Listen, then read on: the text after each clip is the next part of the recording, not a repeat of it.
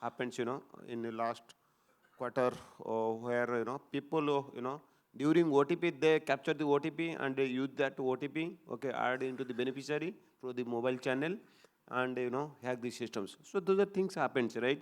So you cannot control how to, not to click on people works from home, right? The vendors, peoples and all. So those scenarios are there. I'm not sure whether we have fully 100% cracked, how to take care it. But there is always a fintech roles in any innovation place. If you look at the neo banking, right?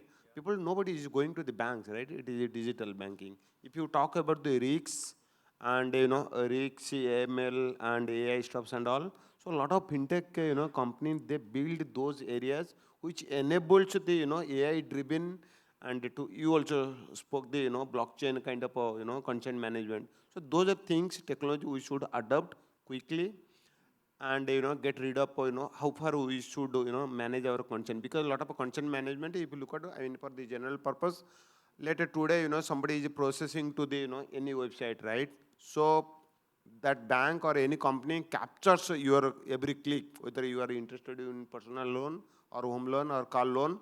It captures through the browser what you are trying to do it, right?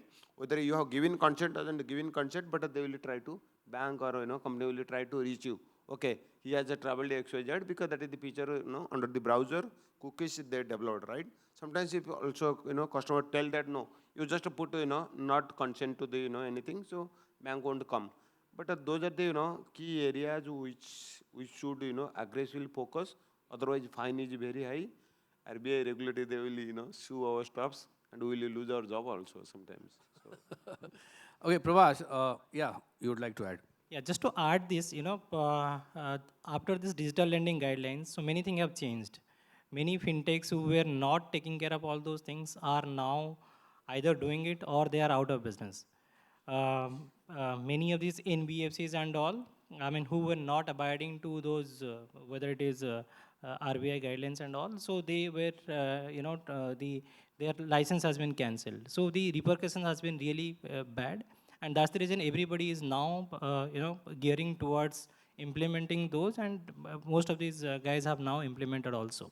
So whether it is sharing of the data, storing of the data, to what extent they can store, to what extent they can take those data from the banks and NBFCs are pretty much defined, and also the fintechs who really want to use those data to create, whether it is AI or any data model which requires a lot of data points, they want it and you can supply to that, but there has to be some methodology where you can purge those data and destroy it after some time. That has to be done, otherwise it. PPDP talks about this, how long you can store the data and what purpose, and everything has to be very transparent, right? Now, coming back to the perception. In India, unless and until there is a law, there is a regulation, we actually don't do or comply with what it should be legally or socially, right? Uh, but my another question here is that don't you think as an organization, we should use this as a building trust rather than only following regulation? Because if customer will have a trust on you, they will do business for long term. And what trust is in these days is not about only product and services, which you commit and you provide, but apart from that, it is the data which is safe with you or not. Because data is all kind. It could be a personal data, sensitive data. Sensitive data is very, very important, right? So forget about regulation. Don't you think as an enterprise, we should try to implement as a building trust rather than regulation? Yeah, and also it links to your first question. So, how the small company or the, startups will be able to do that. See, the day you build that DNA, whenever the data comes to a system, has to be protected, whether at the, fit and street level or coming from the, digital sources like websites, mobile applications and all. If you ensure that it is getting protected at the point of entry, probably you will create those DNA and you will spend less in terms of putting those IT infrastructure in place to protect those data. But this has to be the DNA and me coming from the financial industry, I know how difficult it is when the trust is breached. You can't sell a single product, right? And every financial product is primarily dependent on trust. So it's very, very important to have those, as a DNA of your organizations rather than waiting for the, regulations to stop you. But generally, we see that, we should, but we don't, right?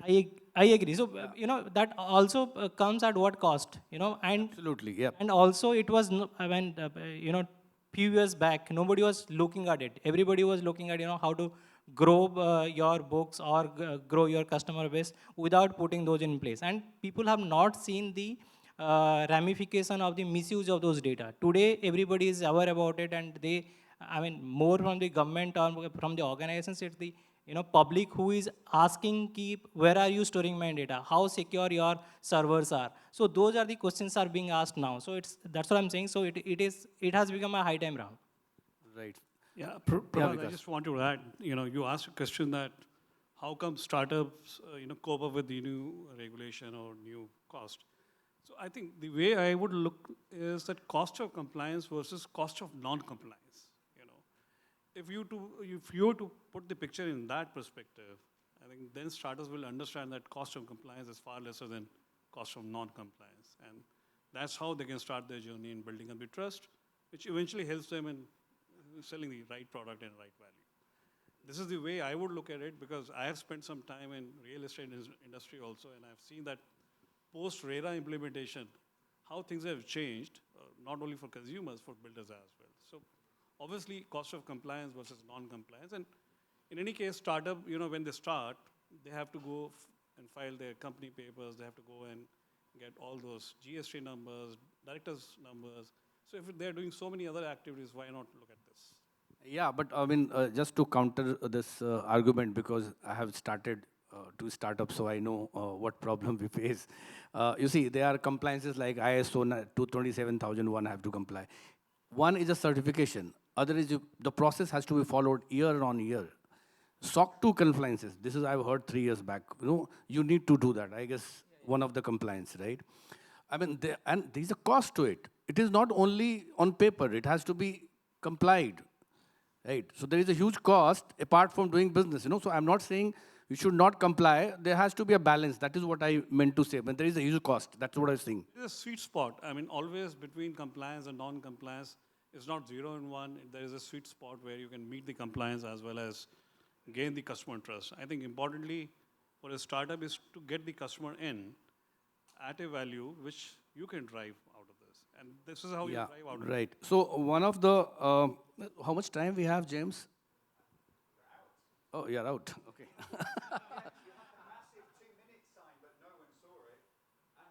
So this discussion will keep on going. Yeah, 1 minute over time, right? So I'll sum it up. So this discussion will keep on and we can improvising and evolve as the data protection bill is going to come in India.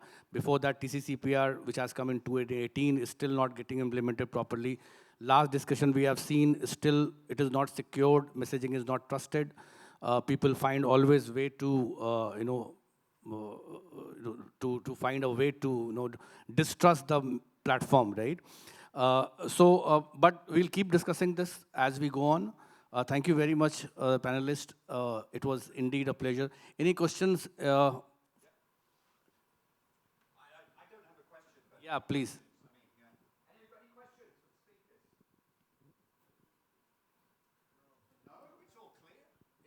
Everybody is following the regulation. Yeah, yeah.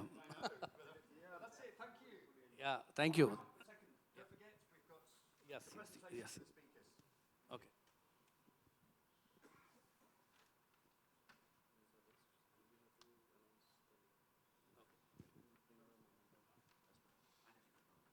I can't see. So I think I can't see. Bhagavati.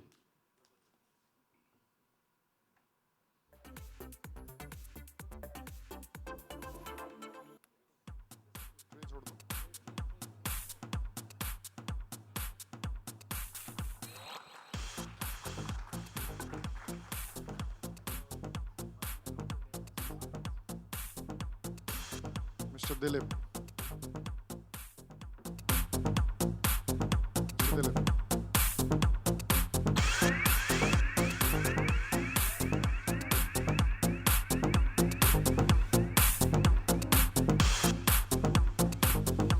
Mr. Pravash.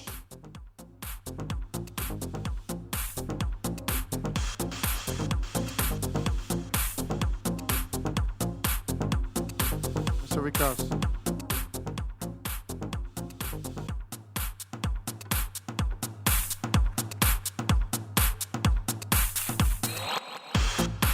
Best for the last, Zafar.